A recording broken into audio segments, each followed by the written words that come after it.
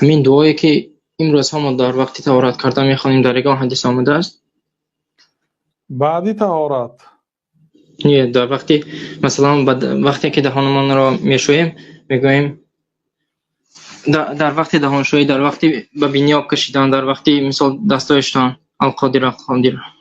یعنی این دعاها بافته هست، کسی از نام شریعت بافته است. بله، فقط پیامبر صلی الله علیه و سلم پیش از وضو بسم الله میگفتن و ما رو هم به این امر کردن و بعد طهارت اشهد ان لا اله الا الله وحده لا شریک له و اشهد ان محمدا عبده و رسوله اللهم اجعلني من التوابين واجعلني من المتطهرين سبحانك اللهم بحمدك اشهد ان لا اله الا انت استغفرك و اتوب الیک میگفتن. تمام.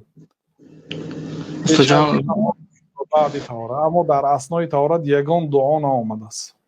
کسی در کتاب نوشته است بافت است، یا از کسی که پیشتر بافت است از نام شریعت نقل کرده است. تمام.